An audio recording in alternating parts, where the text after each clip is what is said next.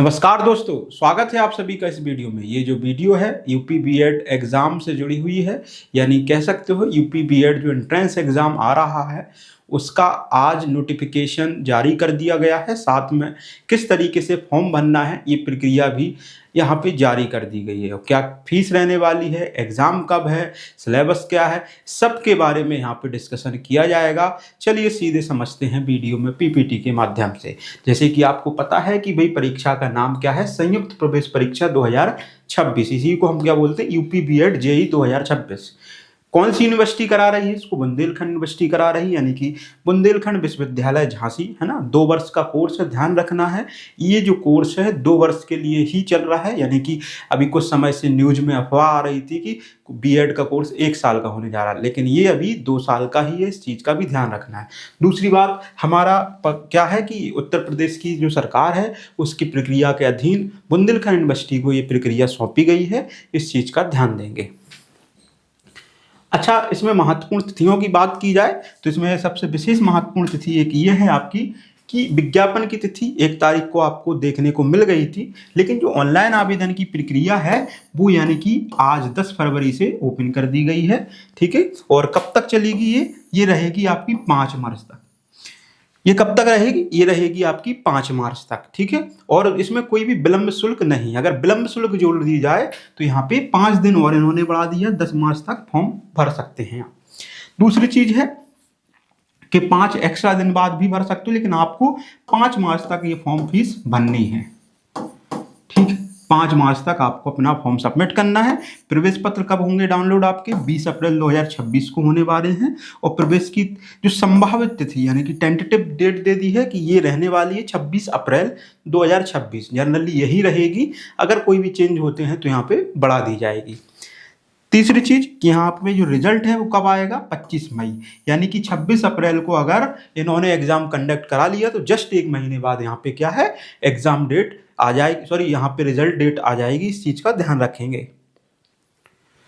यहाँ तक चीजें क्लियर होती हैं। बढ़ते हैं आगे, वहां समझते हैं यहाँ पे कि एक विशेष चीज ये है कि यहाँ पे जो सामान्य वर्ग हैं उनकी फीस है 1650 रुपए। यहाँ पे ध्यान देना है कि जो जनरल कैटेगरी की स्टूडेंट है और जो ओबीसी कैटेगरी के है ना, ओबीसी और यहाँ पे जनरल कह लो या इनको अनरिजर्व्ड कह लो, इनकी फीस रहने वाली है 1650 रुपए।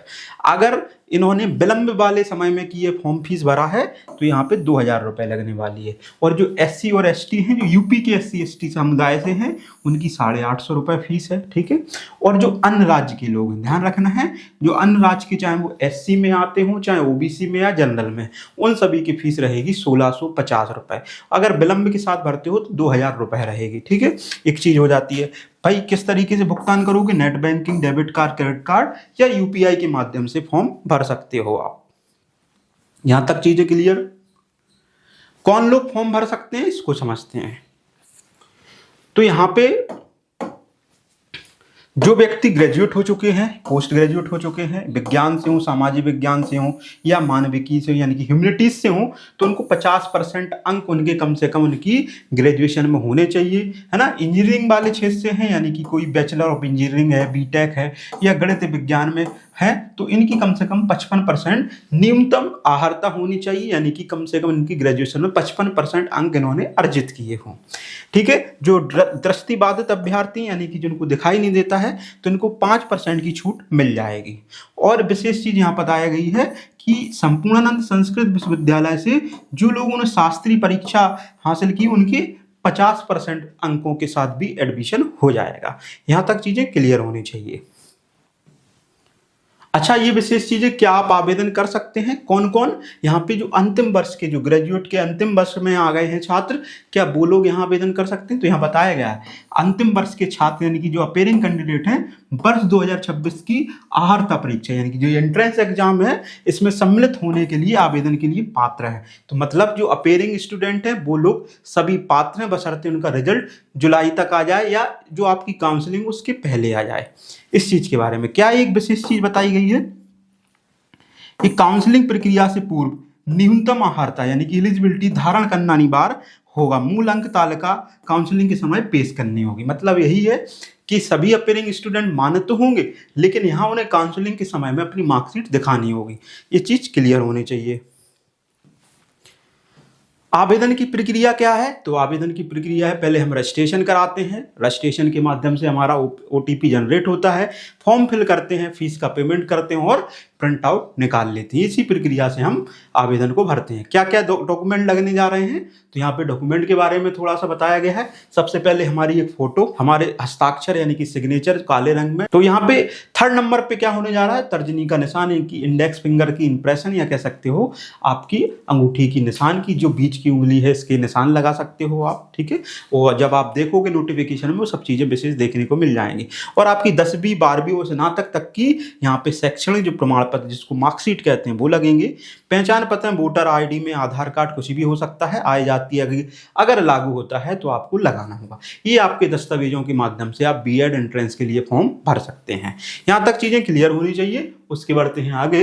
यहाँ बताया गया है एक चीज के पेपर कैसे होगा, है ना। पेपर कैसे होगा, तो पेपर के बारे में थोड़ा सा डिस्कस कर लेते हैं। तो पेपर हमारा होगा MCQ बेस्ड, यानी कि मल्टीपल चॉइस क्वेश्चन, यानी कि एक क्वेश्चन रहेगा, 4 ऑप्शन रहेंगे। यहाँ तक क्लियर, ठीक है। यहाँ पे रहेगी 1/3 की नेगेटिव मार्किंग, यानी कि 3 क्वेश्चन गलत करने पे एक सही अपने आप खत्म हो जाएगा, ठीक है।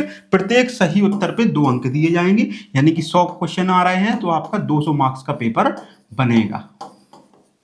एक चीज क्लियर होनी चाहिए। आप समझते हैं यहाँ पे बताया जा रहा है कितने क्वेश्चंस होंगे। तो 2 पेपर होंगे। पहला पेपर सभी को देना ही है, ये अनिवार्य है। इसमें पहले सामान्य ज्ञान से 50 क्वेश्चन पूछे जाएंगे, है ना। उसके बाद एक भाषा चुननी होगी, या तो हिंदी में 50 क्वेश्चन सॉल्व करें आप, या इंग्लिश में, यानी कि इंग्लिश या हिंदी लैंग्वेज से आपको 50 कंपलसरी किसी एक लैंग्वेज को चुनना होगा। सामान्य ज्ञान प्लस हिंदी इंग्लिश में से एक। तो एक पेपर जो है करीब 100 नंबर का होने वाला है, 100 क्वेश्चंस का होने वाला है। इसमें 200 मार्क्स होंगे। यहां तक क्लियर। उसके बाद एक पेपर दूसरा देना पड़ेगा, उसी की जस्ट बाद देना पड़ेगा, थोड़े समय बाद, उसी दिन होता है, ये चीज भी ध्यान रखेंगे। इसमें सामान्य अभिरुचि यानी कि जनरल एप्टीट्यूड, इसमें मैथ्स भी हो सकती है, रीजनिंग भी हो सकती है, सभी चीजें इसमें आ जाती हैं, ठीक है। साथ में ये 50 क्वेश्चन का होने जा रहा है। साथ में विषय युक्त है, यानी कि जो साइंस वर्ग हैं तो उनको विज्ञान, जो कला वर्ग वाले हैं वो कला, जो वाणिज्य से हैं यानी कि कॉमर्स से हैं वो कॉमर्स वाले, और जो अगर एग्रीकल्चर से हैं तो वो अपने अपने विशेष क्षेत्र के जो लोग ग्रेजुएट हैं उन लोगों को 50 अंक के लिए उसको पेपर को अटेम्प्ट करना होगा। यहाँ तक चीजें क्लियर होनी चाहिए। 2 पेपर देने होंगे, एक के बाद दूसरा पेपर होगा, और दोनों 100-100 अंक के होंगे। 1/3 की माइनस मार्किंग है, और हर क्वेश्चन जो है 2 अंक का होने वाला है। क्लियर होती है। महत्वपूर्ण बात यही है कि किसी को हार्ड कॉपी विश्वविद्यालय में नहीं भेजनी है। दूसरी, जो पंजीकरण की संख्या है 15 अंकों की होने वाली, इसको सुरक्षित रखना है, ठीक है। त्रुटि के लिए भाई यहाँ पे हाई स्कूल की मार्कशीट के अनुसार ही भरें, जिससे त्रुटि ना हो, है ना। अपना पासवर्ड सुरक्षित रखें, ये चीज हो जाती है। वेबसाइट आपको पता ही होना चाहिए, ये वेबसाइट है bujhansi.ac.in, ठीक है। विश्वविद्यालय की ये पता दिया गया है, कुलपति बुंदेलखंड विश्वविद्यालय झांसी, और ये तुम्हारी हेल्पलाइन नंबर दिए गए हैं, इसको आप यूज कर सकते हैं। तो अगर हम इसको वेबसाइट पे देखें तो किस तरीके से ये चीजें दिखेंगी, थोड़ा सा समझने की कोशिश करते हैं। देखिए, अगर हम बात करें, इसको खोलें तो यहाँ पे हम सर्च करते हैं BU झांसी। देखिए, ये यूनिवर्सिटी की वेबसाइट है bujhansi.ac.in। जैसे इस पे क्लिक करेंगे आपको सबसे पहले एक पॉपअप देखने को मिलेगा। इस पॉपअप में लिखा हुआ है क्लिक हर मोर डिटेल्स, यानी कि उत्तर प्रदेश जो सरकार के लिए B.Ed का एग्जाम जो कंडक्ट करा रही यूनिवर्सिटी, तो इसने यहाँ पे क्या दे दिया कि भाई यहाँ से फॉर्म भर सकते हो, ये फॉर्म की लिंक है, यहाँ से आप पूरा जो नोटिफिकेशन डाउनलोड कर सकते हैं, और यहाँ कौन कौन सी यूनिवर्सिटी है जो इसमें पार्टिसिपेट कर रही है वो देख सकते हो।